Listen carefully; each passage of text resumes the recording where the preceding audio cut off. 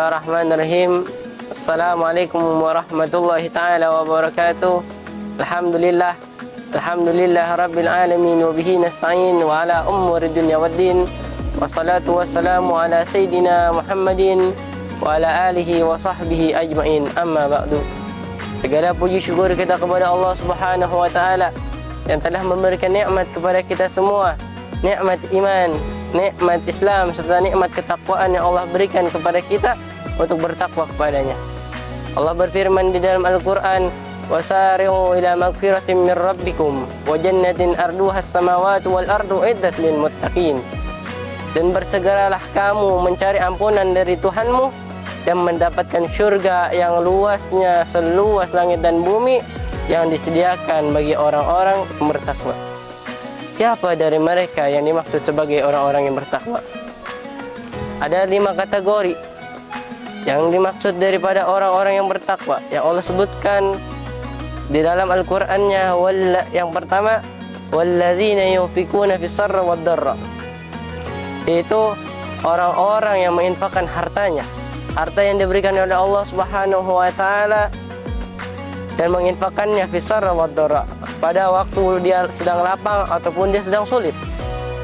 Yaitu waktu kita menginfakkan harta kita ketika kita sedang senang ataupun kita sedang susah.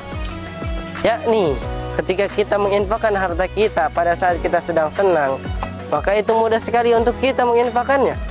Akan tetapi jikalau kita menginfakkan harta kita pada saat kita sedang sulit, sedang susah, maka itu tidak mudah untuk kita menginfakkan harta kita.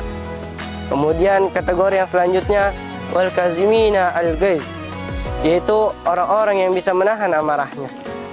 Sebagaimana yang Nabi Muhammad sallallahu alaihi wasallam sabdakan, laisa syadid bisur'ah, innama syadid alladhi yamliku nafsahu indal ghadab. Kata Nabi Muhammad sallallahu alaihi wasallam, bukan orang kuat yang menang di dalam bergulat, akan tetapi orang kuat yang sebenarnya, kata Nabi Muhammad sallallahu alaihi wasallam, itu orang yang bisa menahan hawa nafsunya ketika dia sedang marah. Kemudian kategori selanjutnya, wal afina anin nas, yaitu orang-orang yang bisa memaafkan sama manusia walaupun orang tersebut bukan orang Islam, dikarenakan makna kalimat manusia ditujukan kepada seluruh manusia, terlepas daripada agamanya, daripada keturunannya, daripada agamanya, daripada bangsanya. Kemudian kategori yang selanjutnya, wallahu yuhibbul muhsinin, Allah Subhanahu wa ta'ala menyukai orang-orang yang berbuat baik. Kita berbuat baik kepada seseorang itu karena Allah Subhanahu wa ta'ala menyuruh kita untuk berbuat baik. Apabila seseorang tidak menyukai kebaikan kita, maka ya enggak apa-apa, bukan urusan kita. Urusan kita cuma berbuat baik dengan ikhlas karena Allah Subhanahu wa ta'ala. Kemudian kategori yang terakhir, walladzina idza fa'alu fahishatan, yang mereka apabila melakukan perbuatan keji, perbuatan maksiat, perbuatan dosa, au zalamu anfusahum, atau mereka menzalimi diri mereka sendiri, zakarullaha, maka ingat kepada Allah. Yang dimaksud ingat kepada Allah Subhanahu wa ta'ala di sini, hendaknya kita benar-benar menyesal atas perbuatan kita, perbuatan zalim kita, perbuatan maksiat kita, perbuatan dosa kita. Kemudian setelah benar-benar kita menyesal kepada Allah, wastaghfaru lidzunubihim, maka meminta ampunlah kepada Allah Subhanahu wa ta'ala atas dosa yang kita lakukan. Kemudian setelah meminta ampun kepada Allah Subhanahu wa ta'ala, may yaghfiru dzunuba illallah, siapa yang dapat mengampunkan dosa-dosa kecuali Allah Subhanahu wa ta'ala?